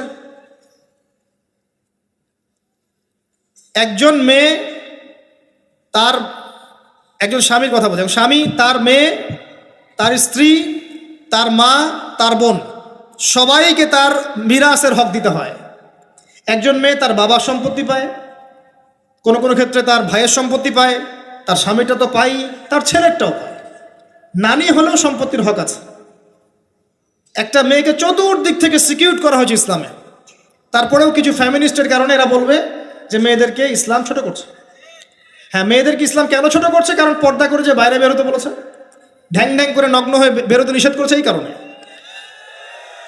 যদি বলে যে হ্যাঁ ইসলাম আপনাদেরকে ফ্রি মিক্সিংয়ের স্বাধীনতা দিচ্ছে, আপনারা সবাই ফ্রি মিক্সিং করেন, গেঞ্জি পরেন, টি শার্ট পরেন, স্যান্ডো গেঞ্জি পরে বাইরে ঘুরে বেড়ান, টাইট ফিটিং প্যান্ট পরে বাইরে ঘুরে বেড়ান, সব জায়গায় আপনারা ফ্রি মিক্সিং করেন, পর্ন দেখেন, জেনা করেন, মদ খান, ইসলাম খুব ভালো। তখন তোমাদের জন্য তো ইসলাম নয়, তোমরা জাহান্নামে যাও, আল্লাহর কি আসে যায়? ইসলাম তোমাদের জন্য নয়, তোমরা জাহান্নামে গিয়ে মরো, ইসলামের কিচ্ছু যায় আসে না। আল্লাহর ওয়াস্তে পারিবারিক আদর্শের দিকে ফোকাস করেন প্রিয় ভাই। নিজে জাহান্নামের আগুন থেকে বাঁচেন, পরিবার বর্গকে বাঁচান, পরিবার বর্গকে বাঁচান। পরিবার আরেকটা পার্ট হচ্ছে আপনার পিতামাতা। পিতামাতার সাথে খারাপ আচরণ করতে যায় না আল্লাহর ওয়াস্তে। সেই ব্যক্তির জন্য ধ্বংস যার পিতামাতা বেঁচে আছে, তাদের হক আদায় করে সে জান্নাতে যেতে পারলো না, তার জন্য ধ্বংস। আরেকটা অংশ আছে আপনার সন্তান সন্ততি। বাচ্চা কাচ্চার প্যারেন্টিংটা খুব সুন্দর করে করেন। যখন আপনি স্ত্রীর সাথে মিলন করতে গিয়েছেন তখন দোয়া পড়েন, আল্লাহুম্মা বিসমিল্লাহি আল্লাহুম্মা জান্নিবনা শাইতান ওয়া জান্নিবিশ শাইতান মা রাযাকতানা। আমার মনে হয় এখনকার জেনারেশন যেগুলো আছে ফাসেক, মাদক সেবন করে, পর্নোগ্রাফিতে আসক্ত, ইয়াবাখোর, স্মাগলিং করছে, চুরি করছে, হাবিজাবি, ধর্ষণ করছে, আমার মনে হয় না তাদের পিতামাতা তাদেরকে জন্ম দেওয়ার সময় এই দোয়াগুলো পড়েছিল। কারণ পিতামাতাকে দোয়া পড়লে ওই সন্তানকে শয়তান স্পর্শ করতে পারে না। সন্তান হবে, সন্তান ছেলে হোক মেয়ে হোক, আপনার এটা নিয়ে মন খারাপ করার কিছু নাই। একজন কন্যা সন্তানকে লালন পালন করে সৎপাত্রে পাত্রস্থ করলে এই মেয়ে পরকালে আপনার জন্য জাহান্নামের আগুন থেকে ঢাল হয়ে যাবে। যার কাছে দুইজন মেয়ে আছে, দুইটা মেয়েকে সে ভালো করে মানুষ করেছে, নবী সাল্লাল্লাহু আলাইহি ওয়াসাল্লাম বলছেন সে জান্নাতে আমার সাথে এমন করে থাকবে, এইভাবে। কেউ যদি বিধবার দায়িত্ব নেয়, সেও নবী সাল্লাল্লাহু আলাইহি ওয়াসাল্লামের সাথে এইভাবে থাকবে। এতিমের দায়িত্ব নেয়, এইভাবে থাকবে। ফ্যান্টাসিতে ভুগছেন, একটা এতিম মেয়েকে বিয়ে করেন, একটা অসহায় তালাকপ্রাপ্ত মেয়েকে বিয়ে করেন, একটা বিধবা মেয়ে যার স্বামী মারা গেছে, কেউ নাই দেখার, তাকে বিয়ে করেন, তারপরে বোঝা যাবে আপনার মধ্যে কতটুকু দিন আছে। আর বর্তমান সভ্যতা আমাদের কি সমাধান দিবে? সবাই যদি দিনদের একটা করে ক্যাটরিনা খোঁজে, এই এতিম, এই বিধবা, এই যাদের দেখার কেউ নাই, এই মেয়েগুলা কি রাষ্ট্রের সম্পত্তিও থাকবে? এদের দায়িত্ব কে নিবে? পুরুষরা যদি দায়িত্ব না নেয়, কে দায়িত্ব নিবে? এখন কেউ যদি ওদের দায়িত্ব নিতে যায়, তখন তাকে আবার খারাপভাবে উপস্থাপন করা হয়, এই ব্যক্তির মনে হয় চরিত্র খারাপ। কিন্তু এদিকে বাইরে 10টা জেনা করে বেড়াচ্ছে, কোনো সমস্যা নাই, এগুলোকে উস্কায়। এইসব জাহেলদের জন্য ইসলাম নয়। ইসলামের প্রতিটা বেসিক ফান্ডামেন্টাল মানবতার কল্যাণের জন্যই। এগুলোকে ফরজ করা হয়নি, আপনি নফল, আপনার সামর্থ্য থাকলে আপনি করতে পারেন, না করলে কোনো সমস্যা নেই। কেউ যদি করে যে ইসলাম পরিপূর্ণরূপে পালন করার চেষ্টা করছে, এটার উপরে আমল করার চেষ্টা করছে, তাহলে আপনি তাকে ক্রিটিসাইজ করছেন কেন? কি সমস্যা আপনার? আরেকটা পার্ট হচ্ছে সন্তান সন্ততি। বাচ্চা কাচ্চাকে ছোটবেলা থেকেই মানুষ করতে হবে এমনভাবে যাতে করে বড় হয়ে এরা এই উম্মার খালেদ এবং ওমর হতে পারে।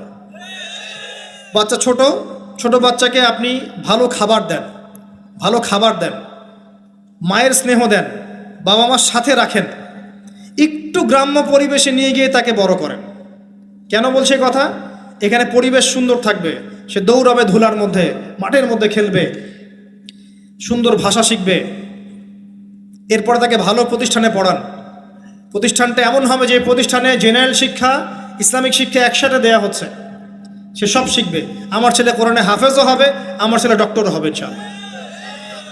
এভাবে করে তোলেন। আধুনিক হন, মাথাটা খাটান, ব্যাকডেটেড মানসিকতা বাদ দেন। বিশ্বটা এগিয়ে গেছে, আমাদেরকে এগিয়ে যেতে হবে। একমুখী জ্ঞান দিয়ে আপনি কিচ্ছু করতে পারবেন না এই যুগে। দ্বিমুখী শিক্ষার একটা হারমোনিয়াস কম্বিনেশন দরকার। আমাকে কোরআন জানতে হবে, সায়েন্সও জানতে হবে, নাহলে আমি সায়েন্স দিয়ে কোরআনকে ব্যাখ্যা করতে পারবো না, কোরআন দিয়েও সায়েন্সকে ব্যাখ্যা করতে পারবো না। জানতে হবে, আমাদেরকে শিখতে হবে, পড়তে হবে, প্রচুর পড়তে হবে। বাচ্চাদেরকে ছোট থেকে বড় করেন এভাবে।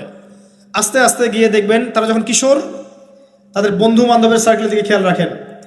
আপনি বাবা হিসেবে তার বন্ধুর মতো আচরণ করেন, মা হিসেবে তার সাথে বান্ধবীর মতো আচরণ করেন, তার সাথে ক্লোজ হন, তার সমস্যাগুলো জানার চেষ্টা করেন। তাকে ফ্রি মিক্সিংয়ের মধ্যে পড়াশোনা করতে দিবেন না, না হলে স্কুল লাইফে সতীত্ব হারিয়ে ফেলবে। অনেক সময় অনেক মেয়ে আছে স্কুল লাইফে সতীত্ব হারিয়ে ফেলেছে, কলেজ লাইফে যেতে যেতে প্রস্টিটিউশনে চলে গেছে। অনেক মেয়ে আছে, এগুলো টপ সিক্রেট না, এগুলো সব ওপেন সিক্রেট। এখন ঘরে ঘরেই সমস্যা, মানুষ লজ্জায় বলতে পারে না। যে কটা মিডিয়া আসে এগুলো তো আমরা জানি, ঘরে ঘরেই সমস্যা ঢুকে গেছে, মানুষ লজ্জায় বলতে পারে না। ছোট ছোট বাচ্চা মেয়েদেরকে পর্যন্ত রেপ করা হচ্ছে এখন। এটা সেই ফ্যামিলিস্ট রেভলিউশনের কারণেই হচ্ছে। যত বেশি জেনাকে উস্কে দেওয়া হবে তত বেশি ধর্ষণ বাড়বে। ধর্ষণ বাড়তে বাড়তে এক পর্যায়ে বাচ্চাদেরকে ধর্ষণ করা বাড়বে। এরপরে কি হবে জানেন? এরপরে মানুষ সমকামী হবে বেশি বেশি, ছেলে ছেলের সাথে, নাউজুবিল্লাহ। তারপরেও কি হবে বলে যাচ্ছি, এরপরে আরো একটা ধাপ আসবে, যখন মানুষ গবাদি পশুর সাথে জেনা করবে। দেখে নিয়েন, এগুলো হাদিসে এসেছে, এমনি এমনি বলছি না, মানুষ এগুলো করবে। বাচ্চা কাচ্চাকে বড় করেন, ভালো খাবার দেন, ওকে খেলাধুলা করতে দেন। ও যত বেশি খেলাধুলা করবে ও শরীরটা ক্লান্ত হবে, তখন খাবে ভালো, বেশি খাবে, ব্রেন শার্প হবে, ওকে ওর নেতৃত্ব দেওয়ার যোগ্যতা অর্জন হবে। ওকে খেলাধুলা করতে দেন, ওকে ব্যায়াম করতে বলেন, ওকে সাঁতার শেখান, ওকে তাইকুন্ডু শেখান, ওকে ফিজিক্যাল এক্সারসাইজ শেখান। ওই ডিভাইসে অ্যাডিক্টেড করবেন না, উল্টাপাল্টা কার্টুন দেখান না, উল্টাপাল্টা অ্যানিমেশন দেখান না, এমন গেমসের মধ্যে আসক্ত করে দিয়েন না, বাসায় ডিভাইস দিয়ে দিয়েন না, সারাদিন এগুলো খেলছে, এগুলো দিয়েন না। ওকে কায়িক পরিশ্রম করান, একটু বড় হয়ে গেলে বাজারে পাঠান, বাস্তবতা শিখুক, সংসার করতে শিখুক, ডিল করতে শিখুক, সামাজিকতা শিখুক, ওকে সামাজিক বানান। গাছ লাগানোর কাজে ওকে ইনভলভ করে দেন, রক্তদান কর্মসূচিতে ওকে ইনভলভ করে দেন, ওকে সমাজ কল্যাণমূলক কাজ করতে শুরু করে দেন, দেখবেন ও সামাজিক হবে ইনশাল্লাহ। কম্বল বিতরণ করতে বলেন, ত্রাণ দিতে বলেন, ওকে ওকে উৎসাহ দেন, নামাজে উৎসাহ দেন, রোজা রাখতে বলেন। মেয়ে ছোট থেকে মেয়েকে পর্দা করতে বলেন, বলেন যে ও দেখবে যে আমার মা যখন বাইরে যায় তখন এই পোশাকে বাইরে যায়। আলহামদুলিল্লাহ, আমি দোয়া করি আল্লাহ পাক আমার মেয়েকে যেন খাদিজা রাদিয়াল্লাহু আনহার মতো কবুল করে। আমাকে বলেছে যে বাবা আমি 5টা বোরখা নিব। ওর বয়স 3 বছর। ওকে ওর মা বলেছে যে বাইরে যেতে হবে বাবার সাথে একটা প্রোগ্রামে, ও বলছে আমি বোরখা পরবো, না হলে যাব না। আমি অবাক হয়ে গেলাম যে আমি কিন্তু ওকে বলিনি বোরখা পরো, মানে আপনাকে পরিবেশ বলে দিবে। একটা পরিবেশ, একটা সুস্থ পরিবেশে আপনি যদি আপনার বাচ্চাকে বড় করেন, আপনার বাচ্চা দেখবেন সুস্থ হয়ে বিকশিত হবে ইনশাআল্লাহ। একটা অসুস্থ পরিবেশ দেন যেখানে ঝগড়াঝাঁটি, মারামারি, রাহাজানি, কাটাকাটি, সুদ, দুষ, জেনা, ব্যভিচার আছে, এই যে আপনার অপসংস্কৃতি আছে, আপনার বাচ্চাটা আস্তে আস্তে নষ্ট হয়ে বেরোন। পরিবেশ দিতে হবে। অসুস্থ পরিবেশের মানুষ কখনো সুস্থ জাতি উপহার দিতে পারবে না। তো এই বিষয়গুলোর দিকে খেয়াল রাখেন, মেয়ের পোশাকে খেয়াল রাখেন, তবে মেয়েকে কার কোলে তুলে দিচ্ছেন এটা খেয়াল রাখেন। এই যুগটা খুব কঠিন যুগ, কাছের মানুষদেরকে দ্বারা মেয়েরা ধর্ষিত হচ্ছে, খুব খেয়াল রাখেন। বাসায় কাজিনের এত থ্রু অ্যালাউ করেন না, কাজিন সম্পর্ক থ্রু করেন না, অ্যালাউ করেন না। আপনার মেয়েকে মেয়েদের ব্যাচ একটা পুরুষ টিচার পড়াচ্ছে, ওই ব্যাচে আপনি মেয়েকে পড়তে দিয়েন না। একটা কোচিংয়ের ভাইয়া বাসায় এসে আপনার মেয়েকে প্রাইভেট পড়াবে গোপন কক্ষে, এগুলো করতে দিয়েন না। পরে আপনার মেয়ের ইজ্জত চলে গেলে আপনি হামাও করবেন, তখন আপনি অ্যাক্সেস করে দিচ্ছেন, জেনার সুযোগ দিচ্ছেন। শয়তান উস্কে দিবে, শয়তান তো চাচ্ছেই জেনা করাতে। মেয়েদেরকে মেয়েদের পরিবেশে পড়ান। ছেলে থেকে ছেলেদের পরিবেশে পড়ান। ওরা বড় হোক, ম্যাচিউর্ড হোক, যখনই বিয়ের বয়স হয়ে যাবে দ্রুত বিয়ে দিয়ে দেন। বিয়ের পর এরা পড়াশোনা করুক। বিয়ের পর পড়াশোনা করে অনেকে বড় আলেম হয়েছে, অনেকে বড় জাতির নেতাও হয়েছে। আমাদের জাতির পিতার ইতিহাস দেখেন, কত বছর বয়সে তিনি বিয়ে করেছিলেন, ইতিহাস দেখেন। একজন প্রেমময়ী নারী যদি পাশে থাকে, একজন ব্যক্তি বিশ্ব জয় করতে পারে। এই যে প্রমাণ দেখিয়ে দিয়েছে, করেন নাই? এরকম আগেকার মানুষদেরকে দেখবেন, ম্যাচিউর্ড হয়ে গিয়েছেন, বিয়ে করেছেন, এরপরে স্ত্রী পাশে ছিল, বিশ্বকে ডিল করেছে, নেতৃত্ব দিয়েছে। এই বিষয়গুলোতে খেয়াল রাখেন। পরিবারে হারাম ঢুকতে দিয়েন না, পরিবারটাকে ইসলামিক মূল্যবোধে গড়ে তোলেন। কু আনফুসাকুম ওয়া আহলিকুম নারা, এই হাদিসের উপর আমল করেন। আল্লাহ পাক তৌফিক দান করুন, আমিন। এরপরে বড় বিষয়গুলোতে যাবেন আপনি ইসলামের খেদমত, ইসলামের প্রচার, ইসলামের প্রসার, Islamic association, Islamic NGO, Islamic হাবিজাবি, এইগুলোর দিকে আপনি পরে যাবেন। আগে বেসিকগুলো ঠিক করবেন। এই কাজগুলো যদি আমরা করতে না পারি, তাহলে আল্লাহ পাক ওই যে বলেছে সূরা আরাফ 179 প্রথমে বলেছে, ওর অন্তর্ভুক্ত হয়ে যাব। তাদের পাপ কি ছিল? তারা যে বেশি বেশি জাহান্নামে গেছে, কি পাপ ছিল? 1 নাম্বার, লাহুম কুলুবুন লা ইয়াফকাহুনা বিহা, ওদের কলব ছিল, উপলব্ধি করেনি। ওয়ালাহুম আযানুন লা ইয়াসমাউনা বিহা, কান দিয়েছিলাম শোনেনি। ওয়ালাহুম আ'য়ুনুন লা ইউবসিরুনা বিহা, চোখ দিয়েছিলাম দেখেনি। উলাইকা কাল আনআম, এরা হচ্ছে গবাদি পশুর মতো। বাল হুম আদাল, বরং তার চাইতেও নিকৃষ্ট। ও উলাইকা হুমুল গাফিলুন, এরা হচ্ছে গাফিল সম্প্রদায়। আল্লাহ পাক আমাদেরকে যাবতীয় গাফিলতি থেকে হেফাজত করুন, আমিন। আমরা আলোচনার শেষ প্রান্তে এসে দোয়া করছি, আল্লাহ পাক আমাদের সবাইকে শিরিক মুক্ত আমল করার তৌফিক দান করুন, আমিন। নবী সাল্লাল্লাহু আলাইহি ওয়াসাল্লামের সুন্নতের উপর থাকার তৌফিক দান করুন, আমিন। আমাদের প্রত্যেকের পরিবারটাকে আদর্শ পরিবার রূপে গড়ে তুলুন, আমিন। আল্লাহ পাক আমাদের প্রত্যেক মা বোনকে পর্দা করার তৌফিক দান করুন, আমাদেরকে ইসলামিক শিক্ষায় শিক্ষিত হওয়ার তৌফিক দান করুন, আমাদেরকে এই জাগতিক শিক্ষাকে ইসলামের কল্যাণে কাজে লাগানোর তৌফিক দান করুন।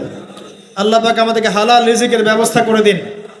আল্লাহ পাক আমাদের মধ্যে যারা অসুস্থ সবাইকে শেফায়ে কামেলা দান করুন। আমাদের মধ্যে যারা মারা গেছে, আল্লাহ পাক সবাইকে মাফ করে দিন। আমাদের প্রশাসনের ভাইদেরকে আল্লাহ পাক হেফাজত করুন, হেদায়েত দান করুন, যাবতীয় অন্যায় থেকে হেফাজত করুন, ন্যায় নিষ্ঠার সাথে দায়িত্ব পালন করার তৌফিক দান করুন। আমাদের ঊর্ধ্বতন কর্তৃপক্ষ যারা আছে, গভর্নমেন্টে যারা আছে, সবাইকে আল্লাহ পাক হেদায়েত দান করুন। আল্লাহ পাক তাদের দ্বারা দ্বীন ইসলামের খেদমত কবুল করুন। আমরা মাহফিল কমিটির পক্ষ থেকে আপনাদের শুকরিয়া আদায় করছি।